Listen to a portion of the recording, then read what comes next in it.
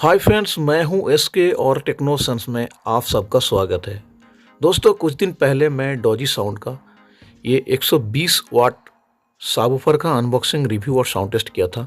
और आज के वीडियो पे हम इस डॉजी साउंड साबवूफर का एक इनक्लूजर में सेट करेंगे और इसका साउंड टेस्ट करके देखेंगे इसका क्वालिटी कैसा है। क्योंकि फ्रेंड्स, स्पीकर को विदाउट इनक्लूजर में टेस्ट करने से उसका असली क्वालिटी का कभी भी पता नहीं चलता है। इसलिए आज मैं इस साबवूफर को एक इनक्लूजर में सेट करेंगे और इसके साथ एक ट्विटर भी लगाएंगे और देखेंगे इसका साउंड क्वालिटी कैसा है। और फ्रेंड्स, कई दिनों से मेरे सब्सक्राइब भाइयों के द्वारा लगातार कमेंट कर रहे थे कि सर सबसे ज़्यादा बेस कहाँ मिलेगा, बेस कैसे इंक्रीज़ होता है।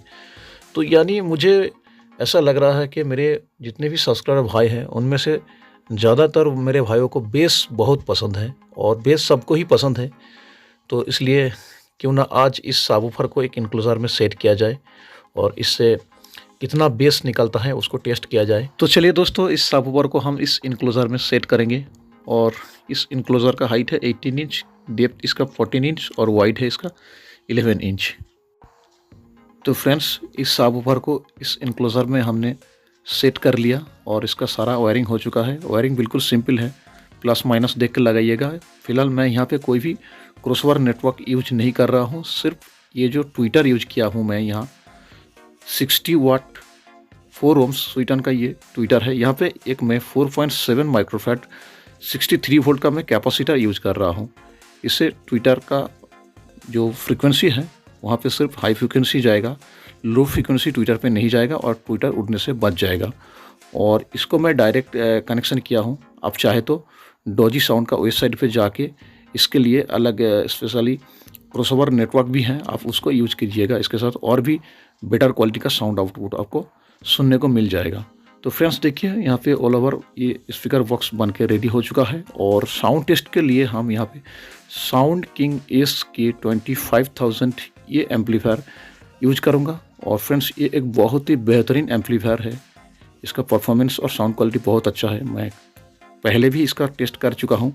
और अगर आप ये एम्पलीफायर बाय करना चाहते हैं तो आप www.doggysound.com पे जाइए। वहाँ पे ये एम्पलीफायर और ये साबवूफर और साउंड सिस्टम रिलेटेड आपको जो कुछ भी चाहिए, एक कंप्लीट वेबसाइट है, वहाँ पे आपको सब कुछ मिल जाएगा। तो चलिए फ्रेंड्स, अब हम इसका साउंड टेस्ट करके देखते हैं।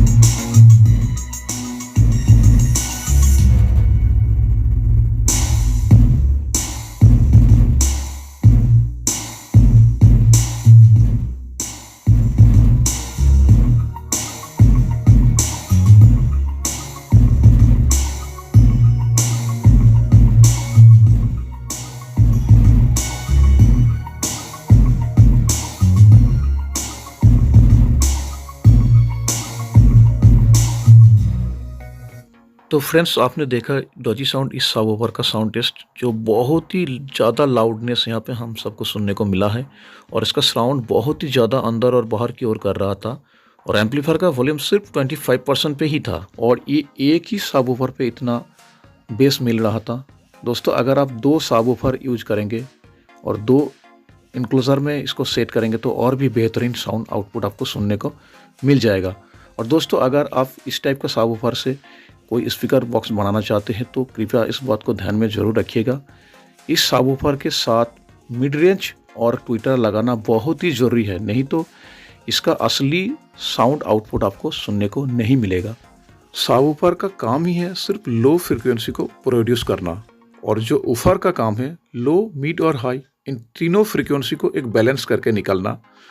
तो इस बात को आप हमेशा ध्यान में रखिएगा। साबवूफर से आप जब भी कोई भी स्पीकर बॉक्स बनाते हैं तो मिड रेंज और ट्विटर का जरूर यूज कीजिएगा। और फ्रेंड्स, आप सबको इस साबवूफर का परफॉर्मेंस कैसा लगा कमेंट बॉक्स में अपना वैल्यूएबल राय जरूर दीजिएगा। तो दोस्तों, उम्मीद है ये वीडियो आप सबको जरूर पसंद आया होगा। तो प्लीज़ मेरा इस चैनल को जरूर सब्सक्राइब और इस वीडियो को लाइक शेयर जरूर कीजिएगा। तो फ्रेंड्स, मिलते हैं किसी next electronic technology update video पे। तब तक आप सब सुरक्षित रहे, खुश रहे। जय हिंद।